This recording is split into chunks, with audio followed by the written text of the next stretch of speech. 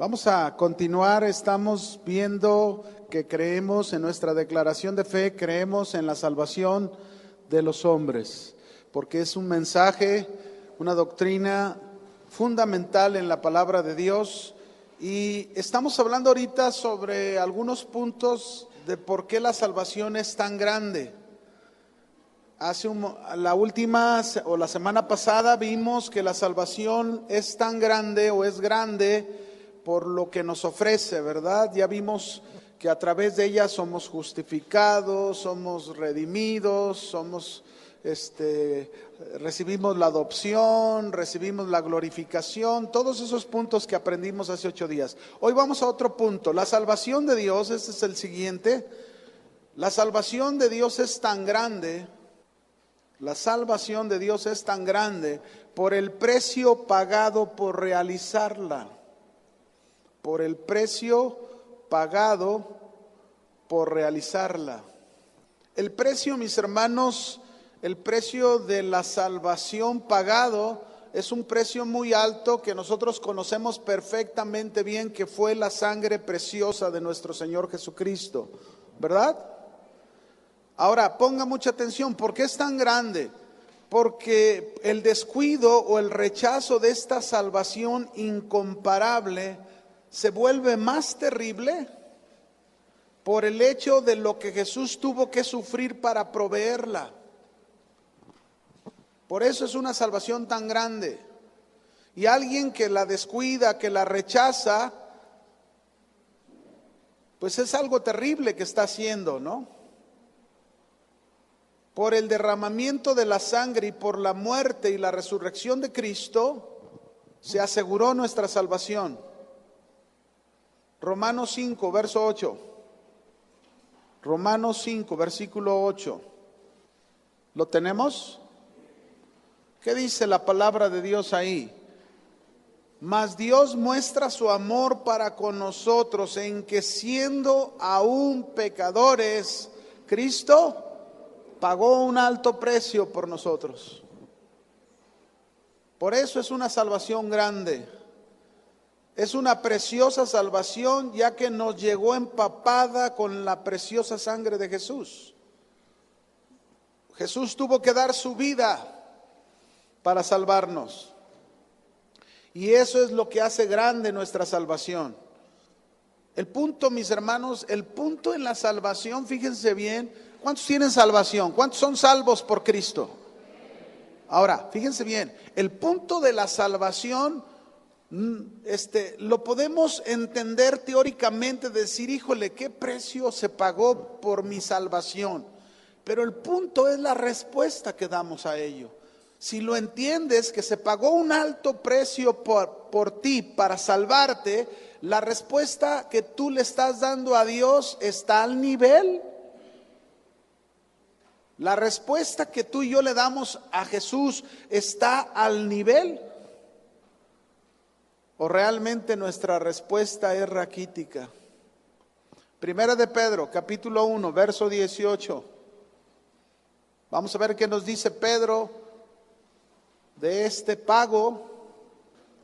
Primera de Pedro 1, verso 18 y 19. ¿Lo tienen? Mire lo que dice el texto. Sabiendo que fuisteis o fuimos rescatados de vuestra vana manera de vivir. ¿Cómo era nuestra vida pasada, mis hermanos, de la que fuimos rescatados? Aquí lo está describiendo como vana. Y la palabra vana significa vacía, sin valor, sin contenido, sin esencia. Podemos decir, era una vida muerta completamente. Eso es lo que significa que así era. De donde fuimos rescatados era una vana manera de vivir, la cual, dice, recibimos de nuestros padres. Así es como fue. Acuérdese que la herencia de nuestros padres es la naturaleza de pecado. Desde Adán, cada generación, lo que nuestros padres nos heredan es un niño que nace, no podemos verle su naturaleza pecadora hasta que va creciendo, ¿verdad? cuando ya va tomando conciencia de las cosas, pero empieza a mostrar sus rasgos desde chiquito, cuando ya es egoísta, cuando no quiere compartir el juguete, cuando hace sus caprichos. Yo me acuerdo uno de mis hijos, el de en medio, que hubo un tiempo que le decíamos, tú eres el jamón. ¿Por qué le decíamos? Porque era el de en medio. La tapa de arriba era el mayor, la tapa de abajo era el menor y él era el de en medio. Entonces le decíamos, tú eres el jamoncito. Él un día, a sus 9 años o 8 años tenía, los llevé a un parque a jugar. Y ya se veía que venía la tormenta fuerte. Entonces, hijos, ya jugaron, ya se divirtieron, vámonos a casa. Y ya ve cómo son los niños que se ponen caprichosos y quieren seguir jugando. Hijos, vámonos, que se echa al suelo, se avienta al suelo en su capricho. Pero ¿sabe dónde cayó? En un hormiguero. Pobrecito. Le dije, ¿ves a dónde te llevó el capricho? No, fue una piquetiza, pero tremenda. Esa es la vana manera de vivir de donde Dios nos rescató, que recibimos de nuestros padres. Y dice que nos rescató no con cosas corruptibles como oro o plata. Es decir, Jesús no tuvo que pagar con oro y con plata para salvarnos. Esto significa que la salvación no se puede comprar con nada en el mundo. Qué terrible para el hombre multimillonario de este mundo, que cuando llegue su momento final y nunca le dio una respuesta a Jesús en el mensaje de salvación, qué terrible será, porque volteará y dirá, mira, allá tengo mis tesoros en la tierra, son tuyos. Pues ya no son tuyos, le va a decir Jesús, porque ya estás acá conmigo, ya.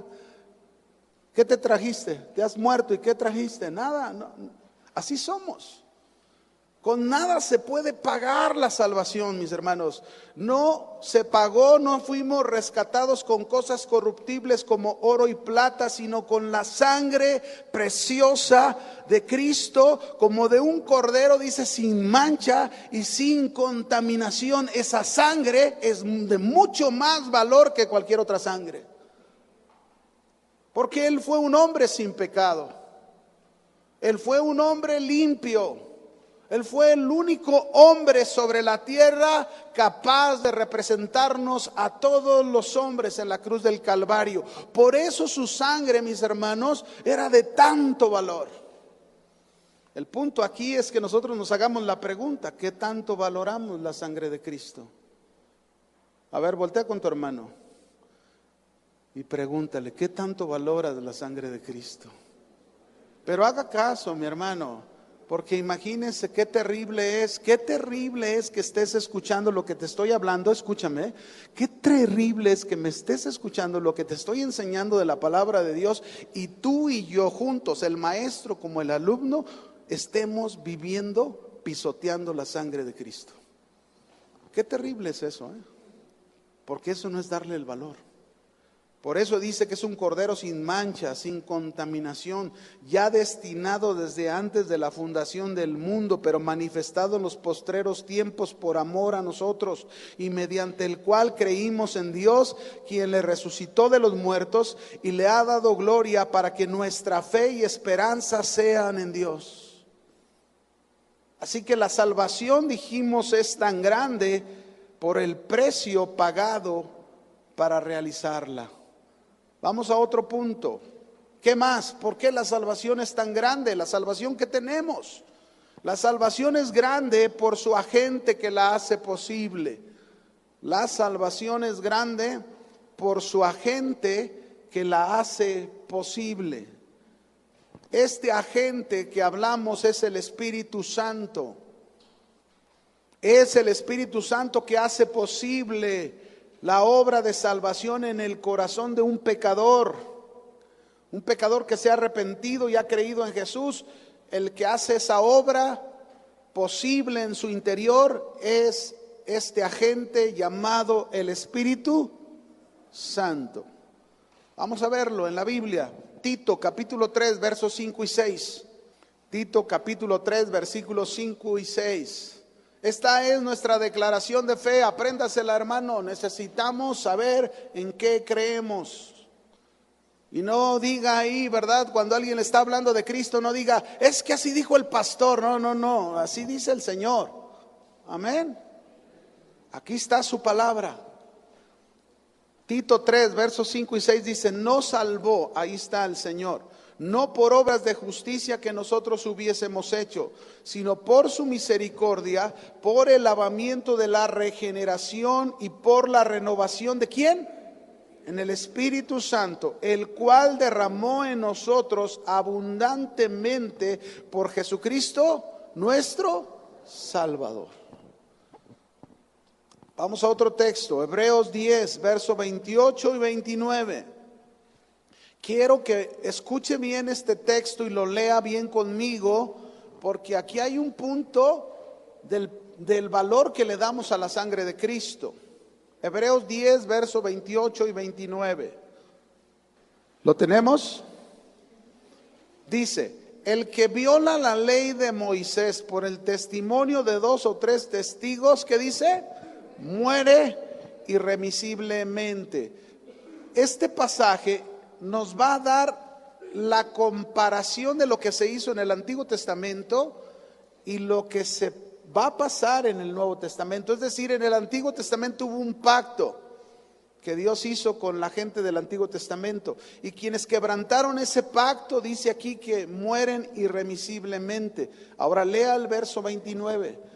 ¿Cuánto mayor castigo piensan que merecerá el que pisoteare al Hijo de Dios y tuviere por inmunda la sangre del pacto en la cual fue santificado, salvado, e hiciere afrenta al Espíritu de qué? De gracia. ¿No le da escalofrío esto? A mí sí. Cuando leo estos textos, yo no soy de las personas que estoy indagando ¿se pierde la salvación o no se pierde la salvación? No, yo estoy seguro de mi salvación. ¿Cuántos están seguros de su salvación? Yo estoy seguro de mi salvación. Pero no ignoro las advertencias. No puedo ignorar lo que Dios está diciendo en su palabra. No puedo quedarme de concha en que estoy seguro de mi salvación y pisoteo la sangre de mi Cristo, la hago inmunda, viviendo, no dándole el valor a lo que Él hizo en la cruz. Por eso, mis hermanos, si decimos que tenemos salvación, eso es lo que tenemos que demostrarle al mundo. Si decimos que tenemos salvación, los compañeros del trabajo deben de ver el gran valor de la sangre de Cristo en tu vida. Tus vecinos ahí donde tú vives deben de ver en tu matrimonio y en tu hogar el gran valor de la sangre de Cristo en sus vidas. Amén. Pero cuidado, mis hermanos, porque la Biblia da advertencias y dice, si en el Antiguo Testamento los que quebrantaron murieron irremisiblemente, ¿cuánto mayor castigo pensamos que va a merecer el que pisotea al Hijo de Dios y tiene por inmunda la sangre del pacto? ¿Quieren que les explique todavía esto? ¿Quieren que les explique qué significa pisotear al Hijo de Dios? Yo creo que lo entendemos, ¿o no? Si tú sigues mintiendo, estás pisoteando al Hijo de Dios.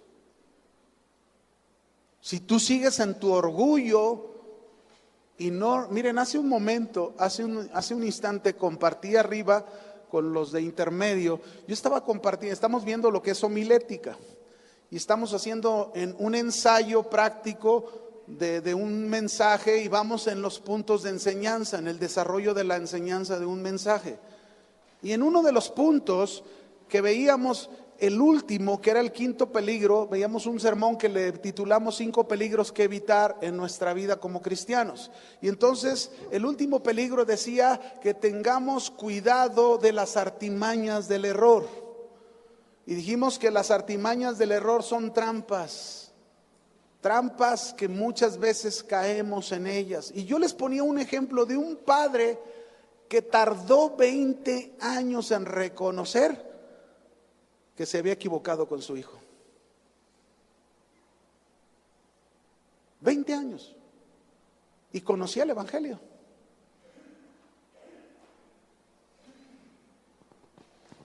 ¿Cómo pisoteamos al Hijo de Dios? ¿Saben cómo lo pisoteamos? Con nuestras actitudes contrarias al Evangelio. ¿Cómo pisoteamos al Hijo de Dios? Cuando nos comportamos y nos conducimos no a la altura de su Evangelio, no a la altura de su mensaje, de sus enseñanzas. Esa es la forma en que pisoteamos al Hijo de Dios. Esa es la manera en que hacemos inmunda la sangre del pacto en nuestras vidas. Usted hizo un pacto con el Señor Jesús. Cuando usted le entregó su vida, usted aceptó que esa sangre preciosa era el nuevo pacto que celebraba Cristo con su vida. Amén. Así que, mis hermanos, no pisoteemos al Hijo de Dios.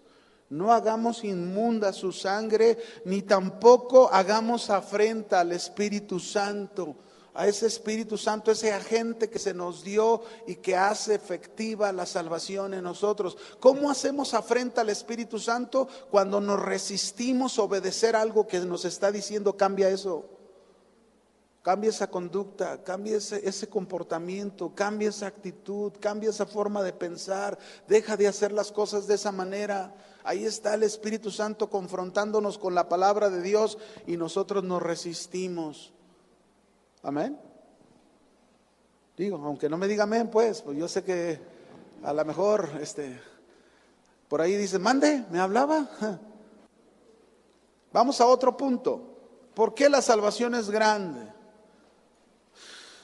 La salvación es grande por su universalidad. La salvación es grande por su universalidad. Es decir, Dios amó de tal manera que lo hizo para todo el mundo. ¿Para cuántos? Sin excepción de ninguna persona.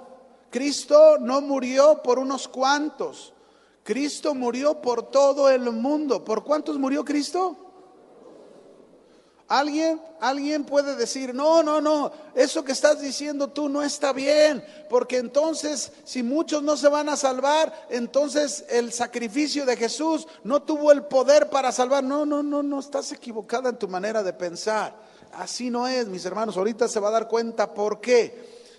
Porque Dios amó al mundo sin excepción de ninguna persona. Su obra de salvación fue para toda persona en todo el mundo.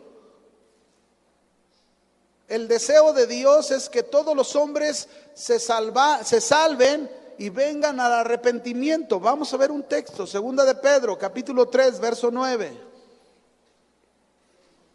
¿Listos? 2 de Pedro 3, 9. Dice, el Señor no retarda su promesa, la promesa de salvación. Según algunos, la promesa de la segunda venida de Cristo, también que incluye nuestra salvación total. El Señor no retarda su promesa, según algunos la tienen por tardanza, sino que es paciente para con nosotros, no queriendo que ninguno, ¿qué? ¿Se fija el deseo del corazón de Dios? ¿Cuál es el deseo del corazón de Dios? Dios desea que todos los hombres se salven. Ese es el deseo de su corazón. Sino que todos procedan al arrepentimiento. Ahora, ¿cuál es el asunto entonces? Aquí hay un punto interesante que necesitamos diferenciarlo y entenderlo. Esta universalidad no quiere decir universalismo, que es diferente. Esta universalidad no quiere decir universalismo. ¿Qué es el universalismo? Es el falso sistema religioso. Ese es el universalismo, el falso sistema religioso que enseña que finalmente todos los hombres serán salvos. Ahora, escúcheme bien esto que le voy a decir. Dios, mis hermanos, en su deseo de corazón es que todos los hombres en el mundo se salven. Ese es el deseo del corazón de Dios. Pero también Dios, en su conocimiento anticipado de todas las cosas, sabe perfectamente bien que no todos los hombres tendrán salvación. Eso es diferente. ¿Lo repito? Se lo repito. Dios, en su deseo de corazón, es que todos los hombres en el mundo tengan salvación. Ese es el deseo de su corazón.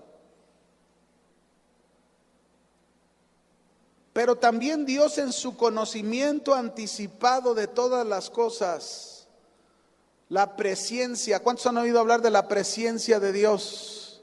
¿Ha oído hablar de eso? Bueno, si no ha oído hablar de eso, seguro ha oído hablar de la omnisciencia de Dios. ¿Cuántos han oído hablar de la omnisciencia de Dios? La presciencia está incluida en su omnisciencia, ¿no? Todo lo sabe, pasado, presente y futuro. Conocimiento anticipado de las cosas, mis hermanos. Esto quiere decir que Dios, desde antes de la creación del mundo, Él ya conoce todas las cosas. Todas. Y entonces alguien por ahí ya me estaría diciendo, entonces, ¿para qué nos hizo? Te hizo y te dio la oportunidad de que te salvaras. Si tú rechazas la salvación, es tu propia decisión. Amén. Pero Dios sabe qué respuesta le vas a dar. Ahora, fíjese bien, entonces Dios, en su conocimiento anticipado de todas las cosas, sabe perfectamente bien que no todos los hombres tendrán salvación. Por eso Jesús, mis hermanos, enseñó claramente que no todo aquel enseñó claramente que todo aquel que no cree en Él como Salvador y Señor ya es condenado. Vamos a leerlo, Marcos 16, 16. Marcos 16, 16. ¿Lo tienen? Ahora, déjenme leerles el 15. El 15 dice claramente: id por todo el mundo y predicad el evangelio. Y luego viene el 16. El que creyere y fuere bautizado será salvo, mas el que no creyere será. ¿En qué está la condenación? ¿Y en qué está la salvación? ¿En qué está? Fíjese, no separe el 15 del 16. En el 15 dice: vayan y prediquen el evangelio. El que creyere y fuere bautizado será salvo. ¿En qué? ¿En que creyere en qué? En la predicación del evangelio. Porque la predicación del evangelio nos habla del Redentor, que es Cristo. La predicación del evangelio nos habla de un Cristo que era Dios, que es Dios, es Dios. Dejó su trono para tomar la forma humana y venir y pagar un precio en la cruz del Calvario por nosotros, dar su vida, derramar su sangre, perdonar nuestros pecados. Todo eso enseña el mensaje del evangelio. Y quien no cree en ese mensaje del evangelio, claro, lógico, ni se va a bautizar, no va a obedecer para cumplir ese mandato de decir: muero a mi viejo hombre y resucito una nueva vida con Cristo. Más bien, el que no cree es el que es condenado. Tuvo la oportunidad de escuchar de su Salvador, pero ¿qué hizo? Rechazó. Fue indiferente a ese mensaje. Ahí está la condenación. Otro texto, Juan 3, 17 al 19. No se deje confundir.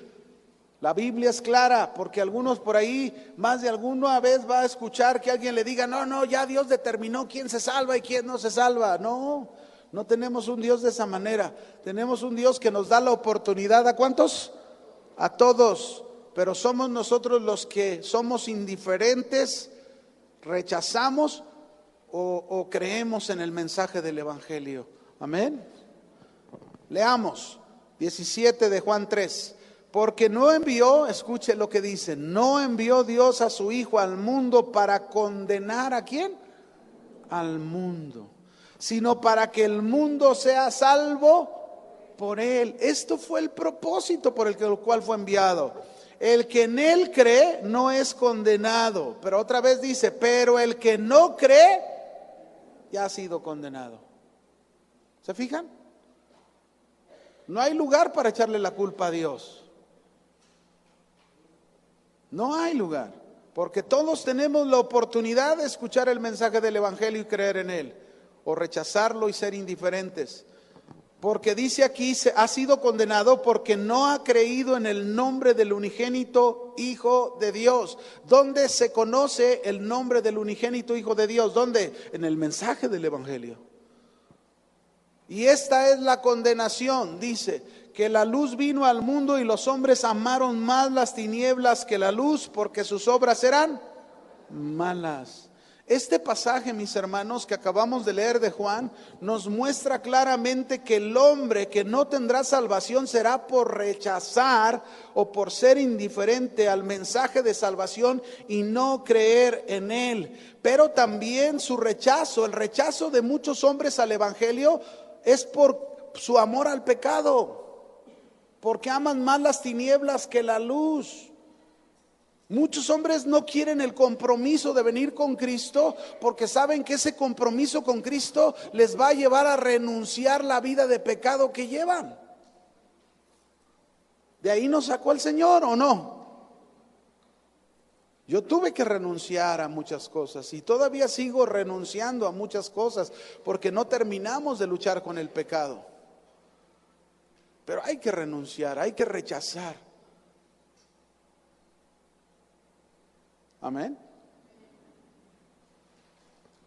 Muy bien, aquí terminamos este punto de la salvación es grande. Ahora vamos a otro, ahí mismo en la salvación, estamos todavía, creemos en la salvación de todos los hombres. Vamos a anotar otro punto interesante. La salvación, mis hermanos, tiene 3 etapas que debemos conocer y considerar. La salvación tiene 3 etapas que debemos conocer y considerar. A ver, quiero que sean bien honestos, los intermedios y los básicos. ¿Cuántos de ustedes con toda honestidad del mundo conocen de estas 3 etapas de la salvación? Levanten su mano los que conocen de esto. ¿Ninguno? Bueno, para eso estamos aquí entonces, para aprender. Ok, antes de empezar, quiero aclarar algo para que nos quede claro. Aunque hablo de 3 etapas de la salvación, aclaro que la salvación la tenemos desde el principio. Otra vez, aunque vamos a aprender de 3 etapas de la salvación, aclaro que la salvación la tenemos ¿desde cuándo? Desde el principio. Desde que iniciamos, desde que creímos en el mensaje del Evangelio, creímos en nuestro Salvador Jesucristo, nos arrepentimos de nuestros pecados y comenzamos una nueva vida con Él. Ahí tenemos el inicio de nuestra salvación. Ahora, vamos a conocer estas 3 etapas. La primera etapa, número 1, se le conoce como la salvación pasada.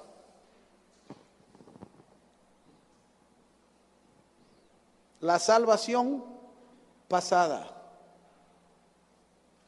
Esto significa, mis hermanos, la salvación pasada significa la salvación que recibimos cada uno, la salvación que recibimos cada uno en el tiempo en que la recibimos, porque creímos en Cristo y recibimos nuestra redención.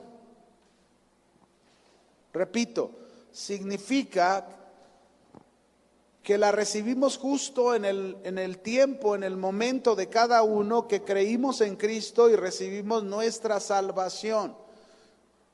Algunos a lo mejor tienen muchos años de haber creído en el Señor Jesús y recibieron su salvación, no sé, 20, 30, 40 años atrás, otros tienen 10, otros tienen 5, en cualquier momento, en cualquier tiempo.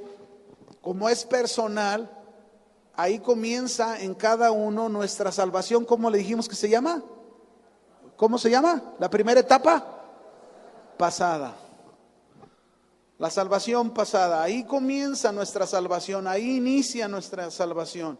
No importó, mis hermanos, cuán pecaminoso hayamos sido cada uno de nosotros o cuán pecaminoso haya sido nuestro pasado, no importó. En el momento que la sangre de Cristo fue aplicada a nuestra vida, nuestro negro corazón fue emblanquecido. ¿Cuántos dicen amén a eso?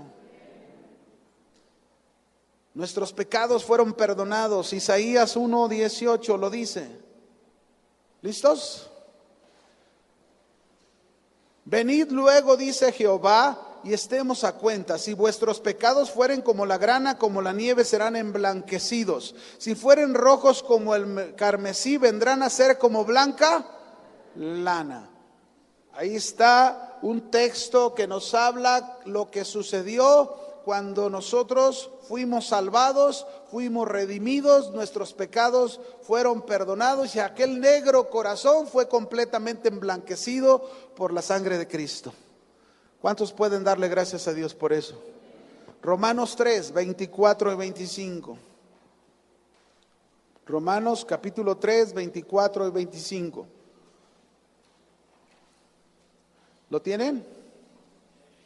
Dice ahí: siendo justificados gratuitamente por su gracia mediante la redención que es en Cristo Jesús. Si se fija, hace 8 días, aquí hay palabras de las que nosotros vimos de por qué la salvación era grande, si se acuerda. ¿Cuáles serían? Que fuimos justificados. Ahí está una. La otra que dice mediante la redención que es en Cristo Jesús. 2, redención. Verso 25, todo tiene que ver con nuestra salvación. 25, a quien Dios puso como propiciación. Ahí está otra palabra que aprendimos hace 8 días, que es de nuestra salvación. Propiciación, dice, por medio de la fe en su sangre, para manifestar su justicia a causa de haber pasado por alto en su paciencia los pecados pasados. Una vez más, se nos dice cómo inicia nuestra salvación. Usted y yo teníamos un corazón negro, negro, negro, negro, negro, y fue hecho blanco, blanco, blanco, blanco. Sus pecados fueron, ¿cuántos pecados le perdonó el Señor? Todos. Ahora, fíjese bien, ponga mucha atención. En esta primera etapa de salvación, recibimos nueva vida espiritual. En esta primera etapa de salvación recibimos nueva vida espiritual, ya que estábamos muertos en nuestros pecados y delitos. Amén. Efesios 2, verso 1, lo dice. Efesios capítulo 2, versículo 1. Vamos a tratar de apurarnos para avanzar más y no se me quede ahí, porque más de alguno va a salir y va a decir, entonces no soy salvo. Ya dije bien claro, la salvación ¿cuándo comienza? Desde el principio. Nada más es importante que entiendas cuál es el proceso de tu salvación. Son 3 etapas en el proceso de tu salvación. Amén. Efesios 2:1 dice, y Él nos dio, ¿quién es Él? Él nos dio vida a nosotros cuando estábamos, ¿cómo estábamos? Muertos en nuestros delitos y pecados. Vaya conmigo otro texto, Colosenses 2:13, para terminar este primer punto. Colosenses capítulo 2, versículo 13. ¿Lo tienen? Dice ahí, y a vosotros, es decir, nosotros, estando muertos en pecados, ¿cómo estábamos? Y en la incircuncisión de vuestra carne, y luego dice, os dio vida juntamente con Él. Dios nos dio vida juntamente con Él, significa juntamente con Cristo. ¿Con quién? Con Cristo, perdonándonos todos los pecados. ¿Queda clara la primera etapa de su salvación? ¿Está claro? Usted estaba muerto, no tenía vida espiritual por causa de sus pecados, pero usted oyó el mensaje de Jesucristo, creyó en su Salvador, en su Redentor, y Él con su sangre preciosa le limpió su corazón y le perdonó todos sus pecados. ¿Cuántos? Todos. Pero no queda la vida ahí, es decir, ya tenemos la salvación, pero todavía aquí estamos en la tierra, todavía Cristo no viene, todavía tenemos que caminar hasta que Cristo venga por nosotros. Ahí es donde entra la segunda etapa de la salvación. La segunda etapa de la salvación se conoce como la salvación presente. ¿Qué significa la salvación presente? La salvación presente tiene que ver con el proceso. La salvación presente tiene que ver con el proceso de renovación y santificación en nuestra alma. Tiene que ver con el proceso de renovación y santificación. ¿En dónde? En nuestra alma. Es decir, en nuestra mente, nuestras emociones y nuestra voluntad son conformadas a la voluntad de Dios. Voy a repetirlo. Es decir, cuando hablamos de santificación en nuestra alma, hablamos de que nuestra mente, nuestras emociones, nuestra voluntad están siendo conformadas a la voluntad ¿de quién? De Dios. ¿Qué quiere decir todo esto, mis hermanos? Voy a tratar de ser lo más explícito posible. Cuando usted y yo éramos sin Cristo, ¿qué era lo que funcionaba en nuestra vida? El espíritu no, porque está muerto.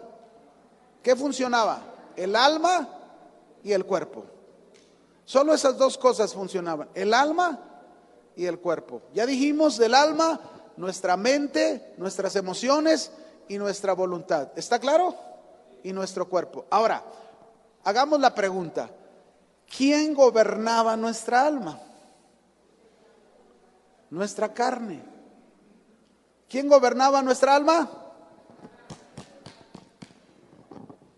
Péguese ahí en el brazo. Su carne, su carnota. Algunos tienen más que otros, ¿va?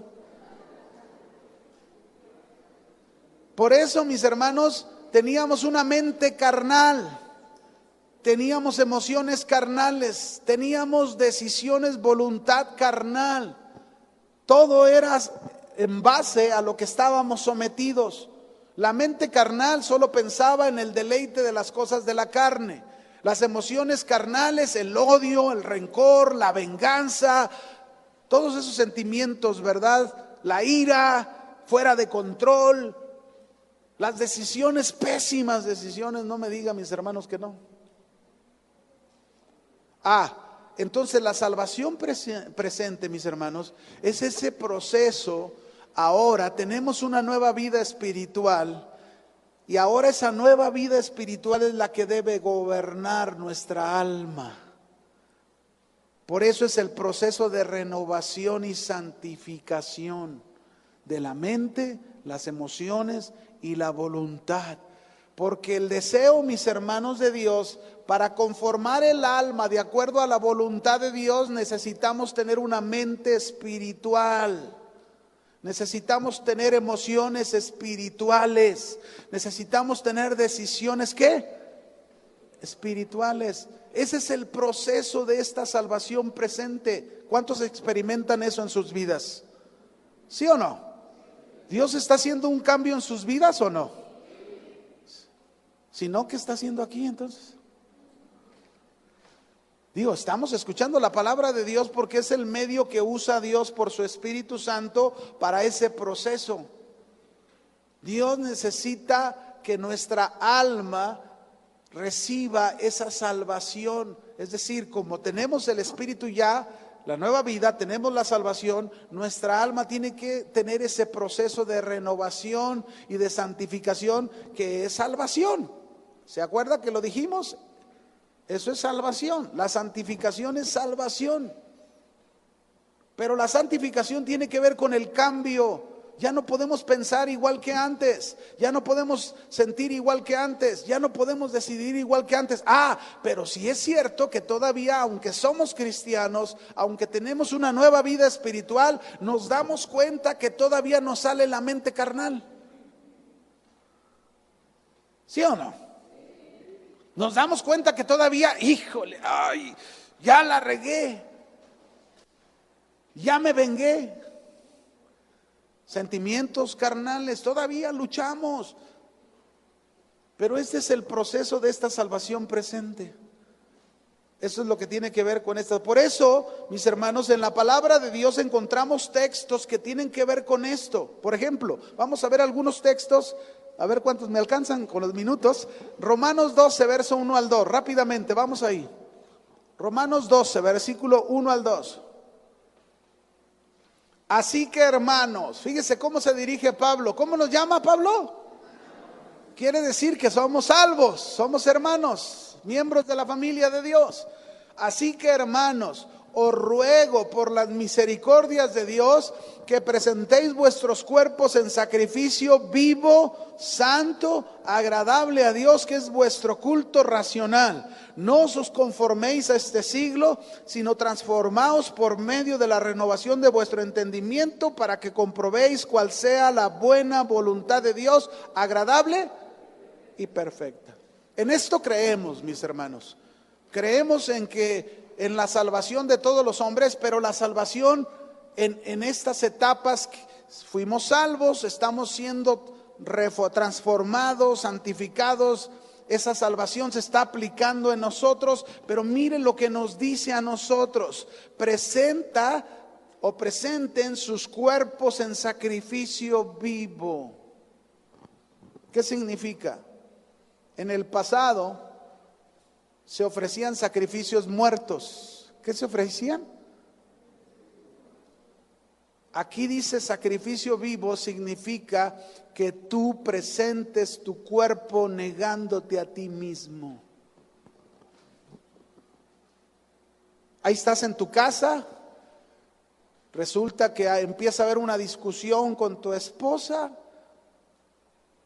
Presenta tu cuerpo en sacrificio vivo. Cuando habla cuerpo aquí, mis hermanos, no se refiere al cuerpo físico. Aquí la palabra cuerpo en el texto original significa todo tu ser. Presenta todo tu ser en sacrificio vivo. Niégate.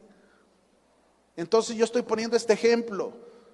Hay una discusión con tu esposa, y ¿cómo vas a presentar tu cuerpo en sacrificio vivo? Negándote.